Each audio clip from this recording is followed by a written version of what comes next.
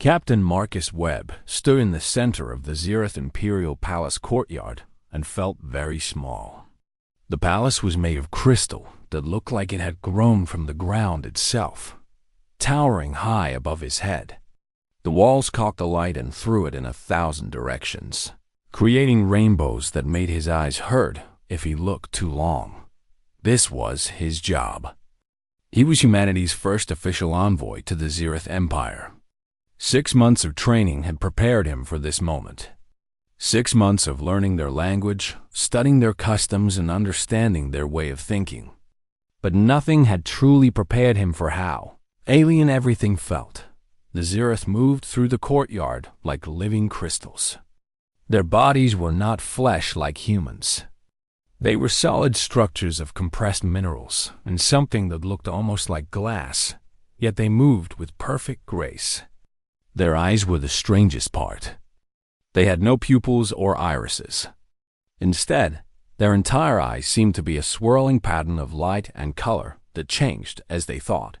Marcus wore the formal diplomatic suit that Earth had provided. It was decorated with the colors of human nations.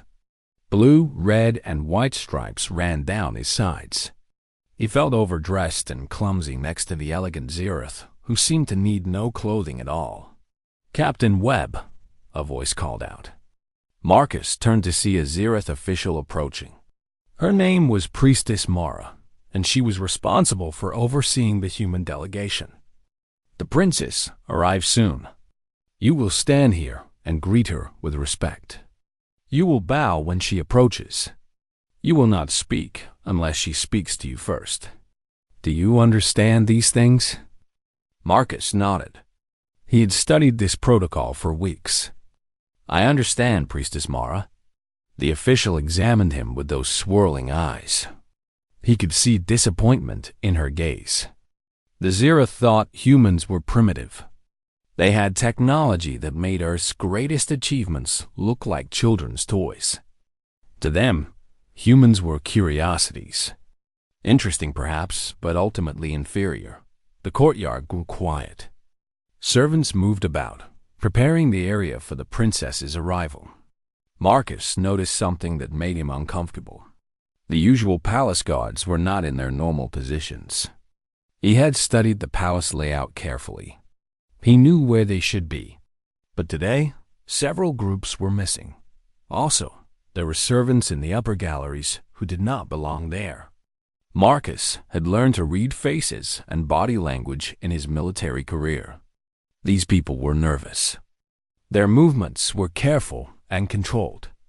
They were trying not to be noticed. Marcus's heart began to beat faster. Something was wrong. He could feel it in his bones. The feeling came from deep in his brain, the part of humans that evolved over millions of years to sense danger. It was one of the few advantages humans had over the Zereth. While they were more logical and advanced, humans could still feel things that logic could not explain. Princess Lyra entered the courtyard, and every Zereth present turned to face her. She was younger than Marcus had expected, perhaps only 20 or so in Earth years. She was also more beautiful than the images had shown. Her crystalline body was clearer and more complex than the other Zereth. Intricate patterns ran through her like frozen lightning. When she moved, the light danced across her form. She wore formal dress. Thin bands of metal wrapped around her shoulders and waist. Her eyes held the same swirling patterns as other Zereth, but within them, Marcus saw something different. Curiosity, interest. She was genuinely happy to be here. The princess walked slowly through the courtyard, and the ceremony began. Ancient words were spoken in the Zereth language. Marcus had learned enough to understand some of it. "Welcome," they said. "Honor to the Earth delegation." Respect to the first human ambassadors. Marcus bowed as he had been taught. The princess turned to look at him, and her swirling eyes fixed on his face. For a moment, they simply looked at each other. Human and Zereth. Two different species from two different worlds. Then Marcus heard something. A sound from above. Not loud, but distinctive. The sound of something large shifting. The sound of weight being released. He looked up. The massive crystal chandelier above them was falling. It had been carefully rigged to fall directly over the spot where Princess Lyra now stood. It was huge, perhaps 8 feet across, made of countless razor-sharp crystal pieces. It would kill her. It would kill everyone in the immediate area. There was no time to think. There was no time to analyze or plan. Human instinct took over. Marcus moved faster than he had ever moved in his life. He crossed the distance between himself and the princess in 2 quick steps. He grabbed her shoulders and pushed her sideways, throwing his own body into the space where she had been standing. The chandelier came down like a meteor. The impact was immediate and total.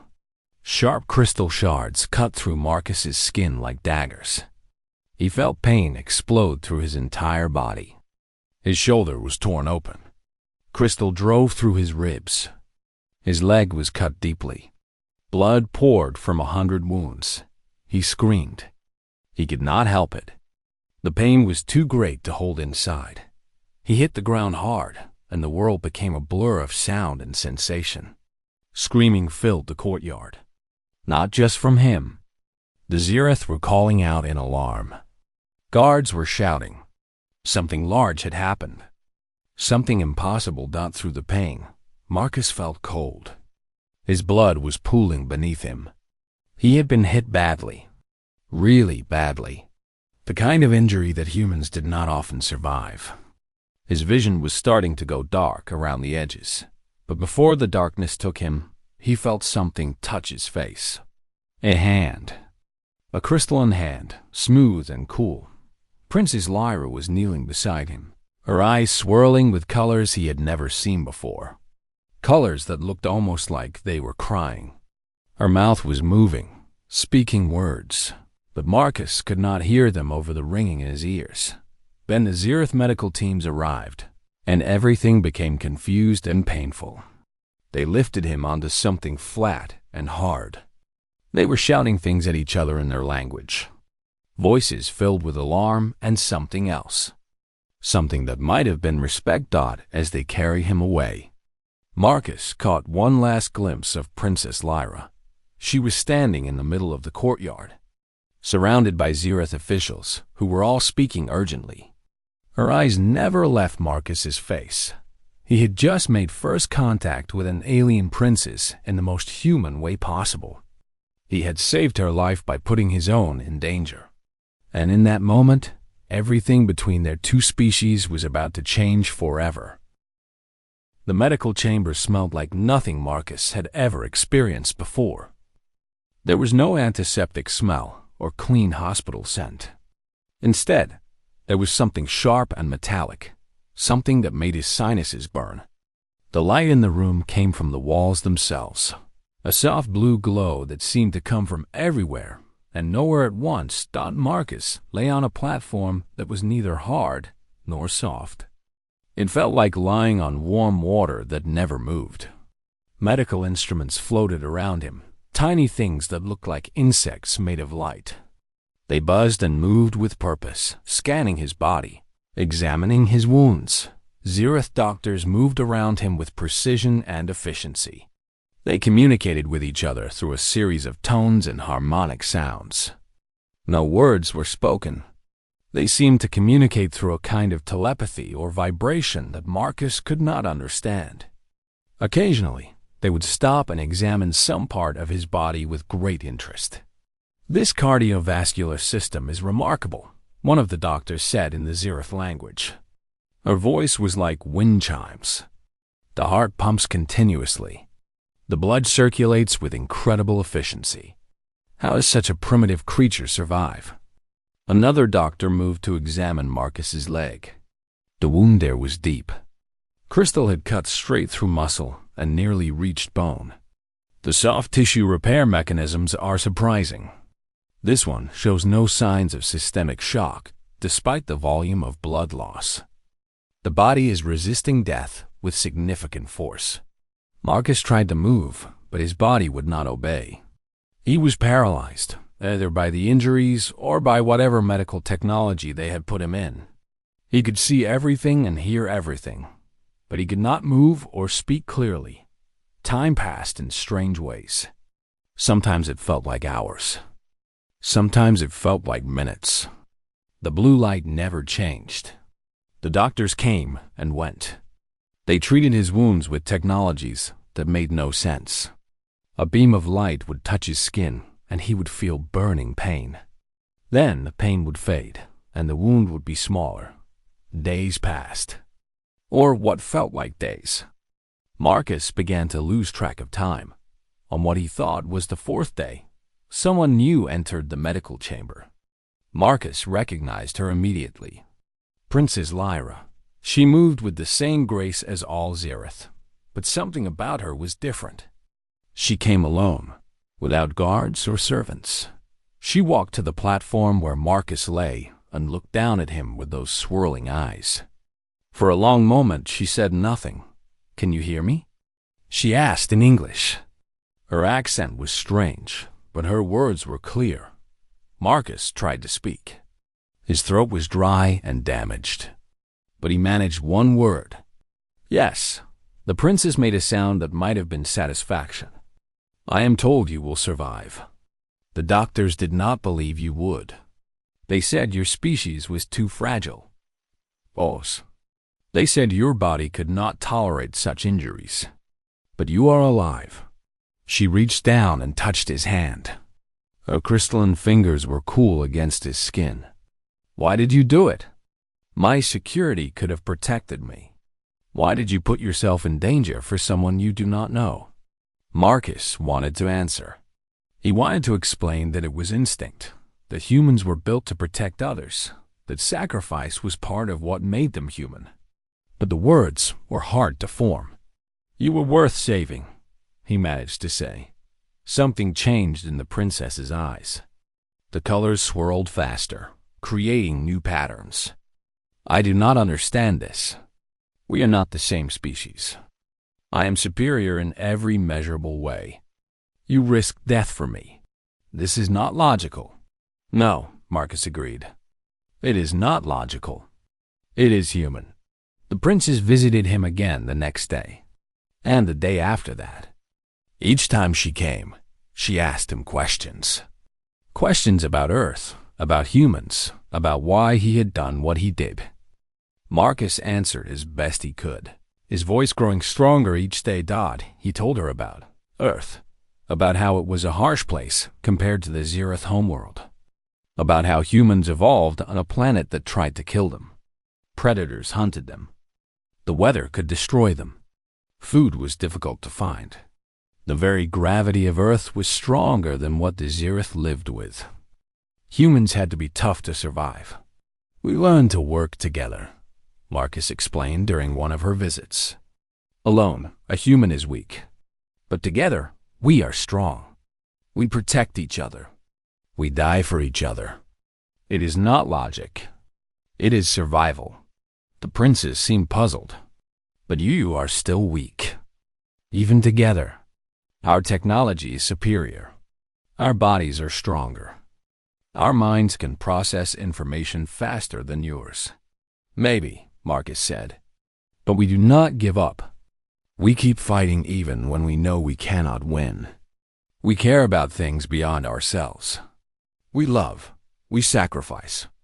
These things make us strong in ways your technology cannot measure." The medical team eventually cleared Marcus to leave the floating bed. He was still injured. His wounds had been treated, but his body was not fully healed. Walking was difficult. Pain shot through his leg with each step. But he could move. The princess was waiting for him in the corridor outside the medical chamber. She stood in a shaft of natural light that came through the crystal walls. The light danced across her body, creating patterns of impossible beauty. "You saved my life," she said simply. "This means something in your culture, yes?" Marcus nodded. "Yes, it means something. It means we are connected now." "Then let me show you my world," Princess Lyra said. "Let me show you the Xerath Empire. As they walked through the crystal corridors of the palace, Marcus began to realize something important. The assassination attempt had done more than just put the princess in danger. It had created something new, a bridge between two species. A moment where the logic of the Zereth had been broken by the instinct of a human dot, and perhaps, Marcus thought, that was exactly what needed to happen, because as Lyra showed him the wonders of the Zereth Empire, as she explained their technology and their culture, Marcus began to understand that there was a hunger in her world, a hunger for something that logic could not provide. The Zereth had advanced so far that they had left behind the things that made them feel alive. And Marcus, a primitive human from a harsh world, might just be the answer to that hunger. Weeks passed. Marcus's body healed in ways that surprised even the Zereth doctors. His wounds closed. His strength returned. But more importantly, something changed in how the Zereth looked at him. He was no longer just a curiosity. He was becoming something else. A symbol. A challenge to everything they thought they understood about inferior species. Princess Lyra spent more and more time with him. She showed him the Zereth Empire from places that few humans had ever seen. She took him to the great libraries, where knowledge was stored in forms that made Marcus's head hurt to understand. She showed him gardens where plants grew in patterns that seemed almost artistic. She introduced him to other Zereth, though many looked at him with something that was not quite respect, but was no longer simple dismissal. During one afternoon in the palace gardens, Marcus sat beside a fountain that bubbled with clear liquid that was not water.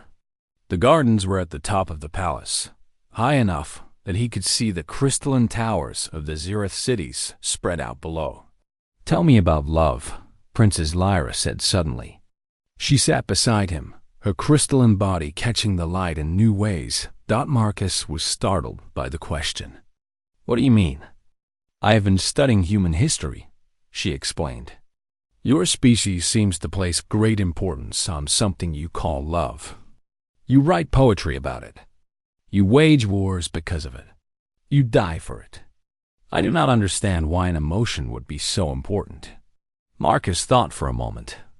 "It is hard to explain. Love is. It is a connection between people. It makes you care about someone else's life more than your own. It makes you want to protect them. It makes you want to be near them. It makes everything else seem less important." The princess's eyes swirled with colors he had not seen before. "But this is not logical. It is inefficient. If you care about someone else more than yourself, you become weak. You become vulnerable." "Yes," Marcus agreed. "We do become vulnerable. But we also become stronger in different ways. When you love someone, you are willing to do things you never thought you could do. You are willing to sacrifice. You are willing to face things that scare you. Love makes humans do incredible things. Like saving me?" Lyra asked. Marcus looked at her then. Really looked at her. She was beautiful in a way that had nothing to do with logic or physical structure. There was something in her curiosity, in the way she asked questions, in the way she seemed to genuinely want to understand humanity. There was something there that pulled at something deep inside him. "Yes," he said. "Like saving you." The princess turned away, looking out across the city. "I was told that humans are slaves to their emotions. That our way is better because we think rather than feel. But since you saved my life, I have been thinking. Feeling is not the opposite of thinking. They are different things. You think and feel at the same time." "We do," Marcus confirmed. "I think the Zereth have forgotten how to feel," Lyra said quietly. "We have been so focused on becoming perfect that we have lost something important." Over the following weeks, Marcus told her stories. Stories of Earth. Stories of humans who had done incredible things. He told her about soldiers who threw themselves on explosives to save their friends. He told her about parents who worked until their bodies broke to feed their children. He told her about ordinary people who stood up to powerful enemies because they knew something was wrong. He told her about a time on Earth when people had fought and died to free others from slavery. He told her about the first humans to explore the ocean, the first to fly, the first to reach space. Every story was about humans doing the impossible because they believed in something. Why? Lyra asked after one particularly long story. Why do humans keep trying when they fail? Because giving up is worse than failing, Marcus said. Because if you do not try, then nothing will change. And sometimes, change is worth dying for. The political situation in the Zirith Empire was changing too. News of the assassination attempt had spread. News of how a primitive human had saved the princess's life had spread even further. Some Zirith were angry. They saw it as proof that security had failed them. Others were fascinated. They began to study the human delegate more carefully.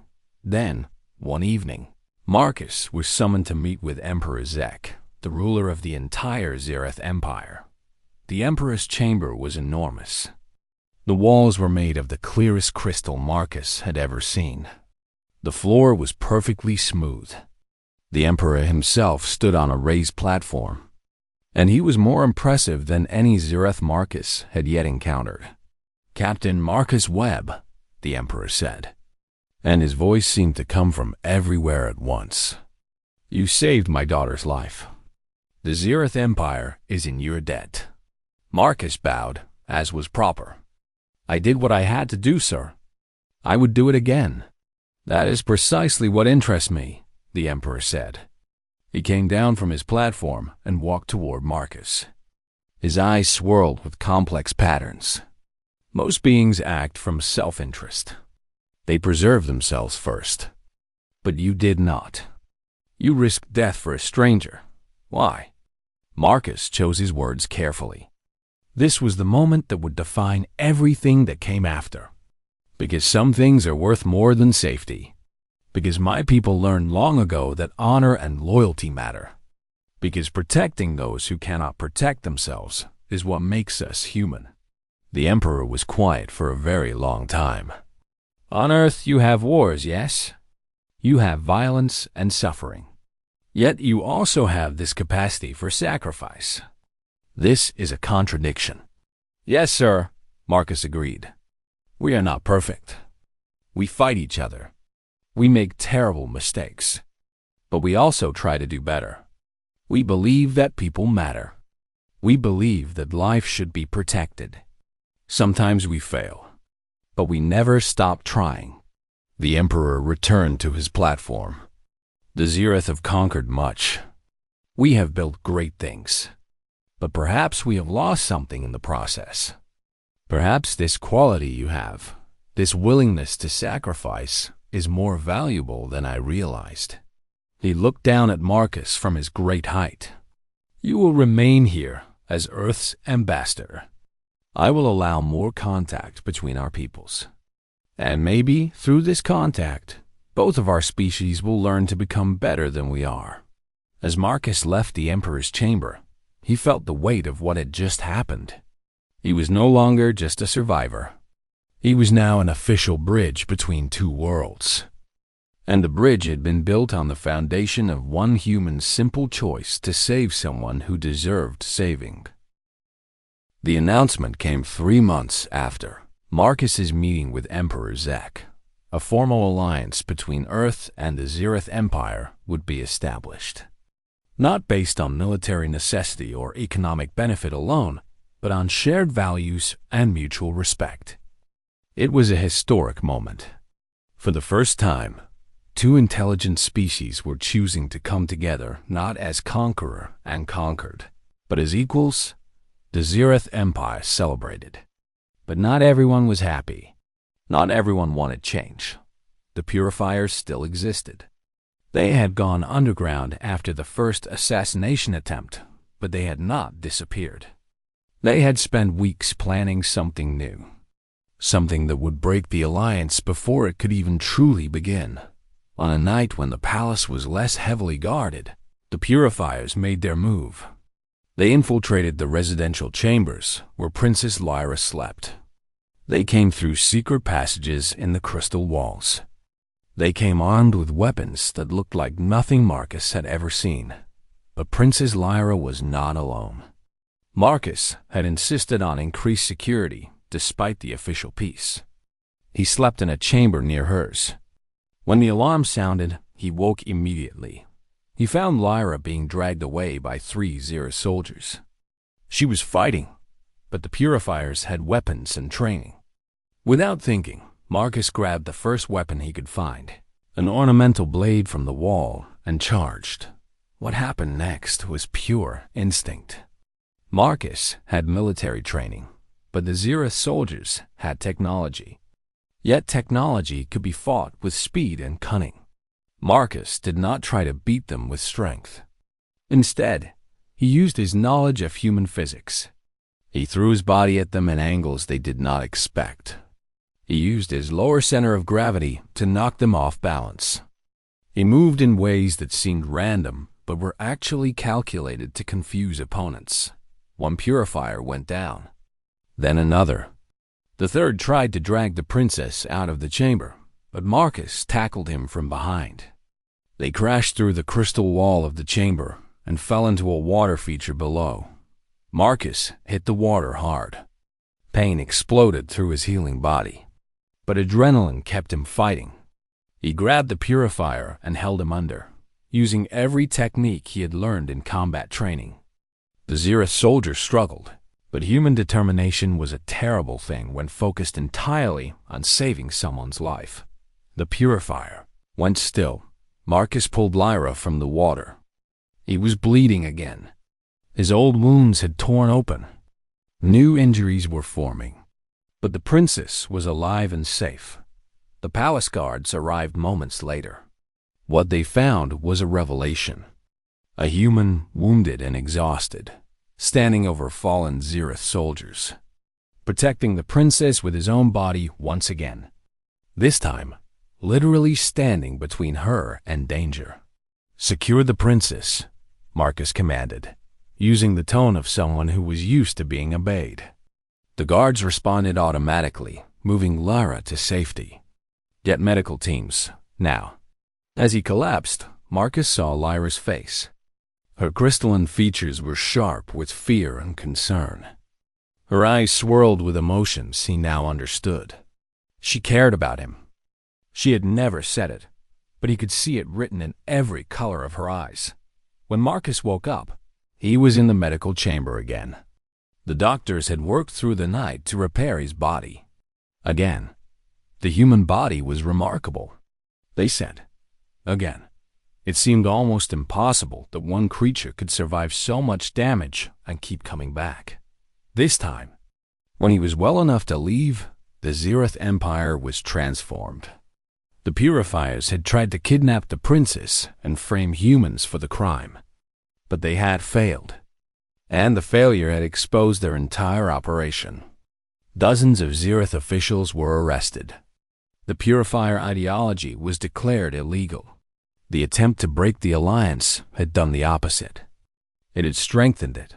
More than that, it had shown the Xerath something that their technology and logic could never teach them. The value of loyalty, the power of sacrifice, the strength that came from putting another person's safety above your own. Emperor Zek made a decision. He called Marcus to his chamber 1 week after the attack. This time, Lyra was there as well. "Captain Marcus Webb," the Emperor said formally, "you have saved my daughter's life twice. You have faced danger for our people. You have shown us something we had forgotten, the strength of the human heart. Therefore, I am offering you a place of honor in the Xerath Empire, a place at the royal court. And I am offering you something else." Marcus waited. "My daughter does not request things often," the Emperor continued. "But she has requested that you be allowed to remain here, not as a prisoner, not as ambassador merely, but as a member of the royal household. This is unprecedented. But then again, everything about you is unprecedented." Marcus looked at Lyra. She stood with perfect stillness, but her eyes swirled with colors he had learned to recognize. Hope, fear, love. I would be honored. Sir, Marcus said. Over the following weeks, Marcus was given a new role. He became a teacher, not of fighting or weapons, though some Zirith wanted to learn his combat techniques. Instead, he taught them about what it meant to be human. He taught them about history, about art, about music, about the things that made life worth living beyond survival and advancement. He told them about the choices that humans made. Not always the right choices, but choices made with feeling and passion. He showed them that imperfection was not a weakness. It was the foundation of growth. And through all of this, he grew closer to Princess Lyra. They spent time together in the gardens. They talked about the future. They talked about what would happen when humans and Zirith lived together permanently. What would change? What would stay the same? I have been thinking about what you said, Lyra told him one evening. About love. About how it makes you willing to sacrifice everything. I think I understand it now. I think I feel it. Marcus took her crystalline hand in his. It was cool and smooth and perfect. So do I, he said. I felt it the moment I pushed you out of the way of that chandelier. I just did not know what to call it until now. Lyra's eyes swirled with colors that seemed to capture the sunset. Then, what happens now? Now, Marcus said, we build something new. We build a bridge between our people. And we do it together. As they stood together in the gardens of the palace, watching the sun set over the crystalline cities of the Zirith, both of them understood something important. Two species were not coming together because they had to.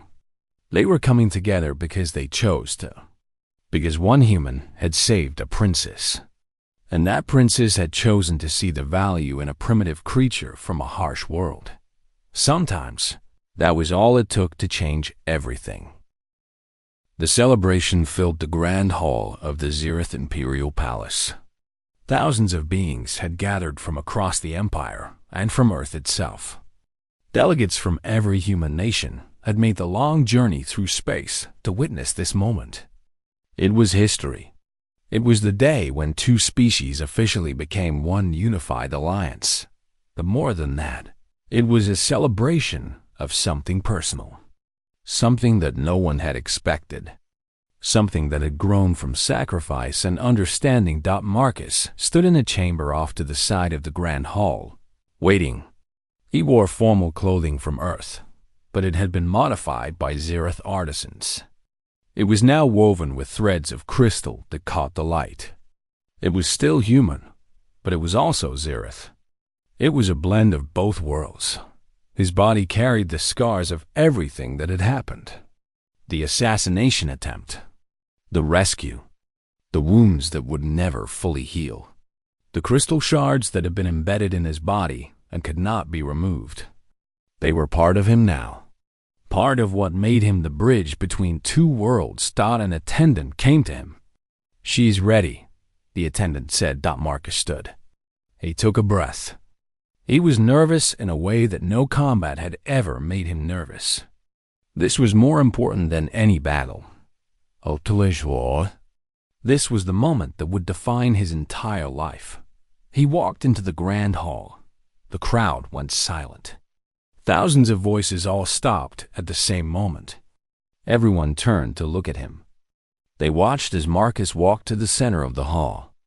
He stood there, a human among aliens, in the grandest place in all of the Zirith Empire. Then the music began. It was not music like humans created. It was a harmony of sounds that seemed to come from the very walls of the palace. It was beautiful in a way that made his throat tight, and then she entered. Princess Lyra came through the great doors, and time seemed to stop. She was beautiful in a way that no description could capture. Her crystalline body caught the light from a million angles. The light seemed to come from inside her, glowing with colors that were impossible to name.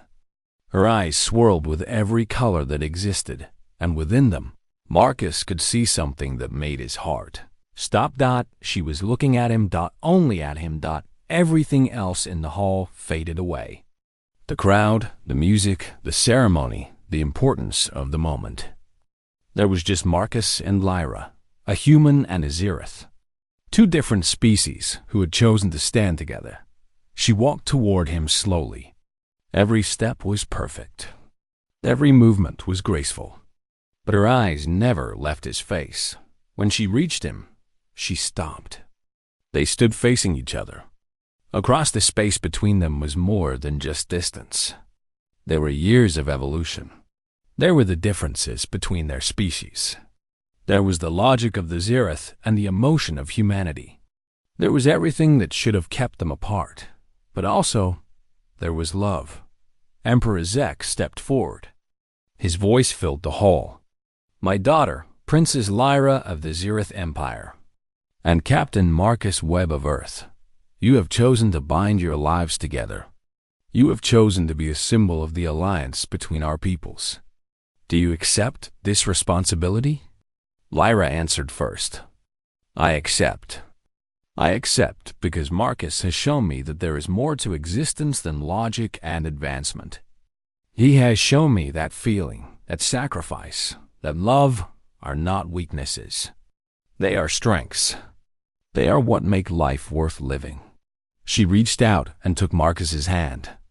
Her crystalline fingers were cool against his warm skin. They fit together perfectly. Marcus spoke then. I accept. I accept because Lyra has shown me that there is value in worlds beyond my own. She has shown me that my people are not alone. We were never meant to be alone. We were always meant to find others like us, to build together, to create something that could not exist in isolation. The Emperor raised his hands. Then let this union be recognized by both the Xerath Empire and the human worlds. Let this binding represent the promise of peace between our peoples. Let it represent the future that we will build together. The ceremony continued for hours. There were rituals from both species. Humans exchanged rings, symbols of commitment. The Xerath shared a harmony, a joining of consciousness that Marcus could not fully participate in, but could feel happening around him. Lyra's hand never left his. When the ceremony was finally complete, they stood together before the gathered crowd. The moment stretched out. 10,000 beings from two different species, all watching, all understanding that they were witnessing something that had never happened before and might never happen again. Then something incredible occurred. The crowd began to make a sound. Not words. A harmony. The Xerath were creating music, and the humans began to join in, singing melodies that blended with the alien harmonies. Two kinds of music, coming from two kinds of beings, merging into something beautiful. Later that night, Marcus and Lyra stood on a platform high in the palace. They could see the entire Xerath city below them, glowing with crystalline light. And above, in the darkness of space, they could see the stars. Do you see it? Lyra asked, pointing upward. Marcus looked. Among all the stars, he could see one that was bluer than the others. Smaller, further away, but unmistakable. Earth, his home world. I see it, he said. And there is mine, Lyra said, pointing to a cluster of stars that glowed with their own inner light. The Xerath homeworld, ancient and advanced, full of knowledge and beauty. They are beautiful, Lyra said, but not as beautiful as this. Not as beautiful as what we have found here. Not as beautiful as what was beautiful as what was beautiful as what we have found here. Marcus looked at her, at the way the starlight played across her crystalline form, at the way her eyes swirled with colors that seemed to contain entire universes. No, he agreed. Not as beautiful as this. They stood together, watching the two worlds that had made them who they were. Behind them, the palace glowed with the light of two species celebrating together. And around them, the entire Xerath Empire was changing, slowly understanding that strength did not come from technology or power alone. It came from the courage to be different, from the willingness to sacrifice, from the choice to stand with someone, even when logic said you should stand alone. The story of Marcus Webb and Princess Lyra would be told across galaxies. It would be told to show that peace was possible, that understanding was possible, that love was not a weakness, but the greatest strength that any being could possess. But for now, on this night, they simply stood together and watched the stars. Two beings from two worlds, holding hands, building a future that had never existed before. And somewhere in the distance, a blue planet continued to turn on its axis, unaware that one of its children had saved an alien princess with his own body, and in doing so, had changed the destiny of the entire galaxy. The revolution had not come through weapons or conquest. It had come through sacrifice. It had come through one human's simple choice to protect someone worth saving. And in the end, that was all that mattered.